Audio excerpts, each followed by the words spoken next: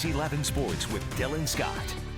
I think sometimes you have to raise your level of play. You get content saying, hey, we've got 5 guys who have played together. We know we're good. As for the Brewers, they send the clubhouse just 1 out of 162. You know, it's a bit quiet right now behind me, but I promise you the festivities are in fact underway in Canton for the 2015 Pro Football Hall of Fame induction weekend. And what a roster we have. We talk about a rivalry game, Packers and Bears. This wasn't like last year where they went out and just blew them up. This was right to the end. Needed a long drive for a touchdown, needed a stop by Clay Matthews, needed an onside kick. So I think everybody felt like they contributed in a game like this.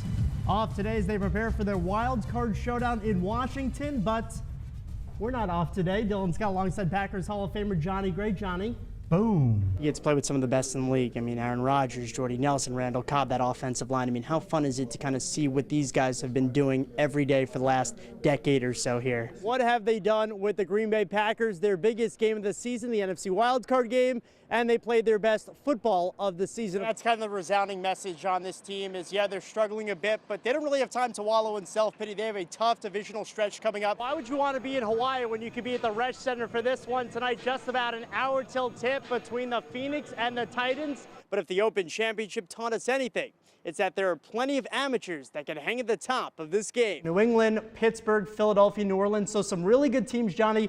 A lot of time to prepare for some teams, not a whole lot to prepare for others. So for these guys trying to make a team, it's a good chance to see how quickly you can get your stuff together between one game and the next game. An electric atmosphere at Tom Benson Hall of Fame Stadium for the 2015 enshrinement ceremony. Former Packers general manager Ron Wolf honored amongst the Great 8 for his contributions to the game.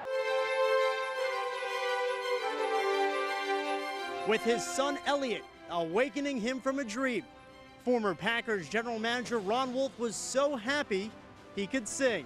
As my friend Kenny Chesney so aptly sings, this is our moment, this is our time, this is our destiny, it's our night to shine.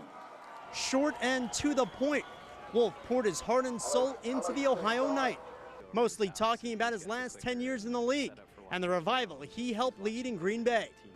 I was fortunate enough to be able to hire Mike Holmgren, trade for Brett Favre, sign Reggie White, and because of those 3 people, plus an excellent supporting cast, the Packers started to become a force once again in the NFL after over 2 decades of mediocrity. Wolf always quick to give credit. In his 38 years in the league, winning was always about being part of a team. We worked hard to eliminate that stigma. Suddenly, players wanted to come and be a part of football's most illustrious franchise and to play in pro football's most storied cathedral, Lambeau Field. A humble man from New Freedom, Pennsylvania, forever immortalized as one of the greatest minds in pro football history. To think that Ronnie Wolf from New Freedom, Pennsylvania, who graduated 101st in the class of '83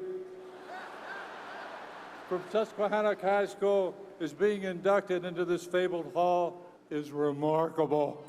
Of course, a moment that started on such a sweet tune had to finish on a high note. Thank you very much. Go Pack, go! Wolf, the 23rd Packer to be inducted into the Hall of Fame.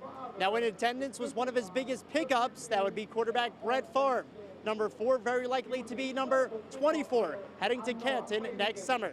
At the Pro Football Hall of Fame, Dylan Scott, Fox 11 Sports. Our Dylan Scott says they're ready to jump into action. It's not bad, It's the first weekend of team practice at Joanne Stadium, and the Green Bay Bullfrogs are ready to roll up their sleeves. You get to play every day. I mean, rain or shine, doesn't matter. You come out here, play every day, and it's just a grind, but, you know, it's awesome. With the college curriculum now over, it's time for summer school, Northwoods League style. You want the meeting?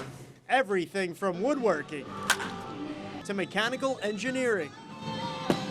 I was here last summer, and it's probably the best summer of baseball I've ever had. I mean, the atmosphere, like the fans, the coaches, the way the organization runs things, I mean, the guys that come back, I mean, it's just too good of an opportunity to pass up for a second time. From Oshkosh to Denver, America's best young players ready to take their hacks at some of the best competition in America.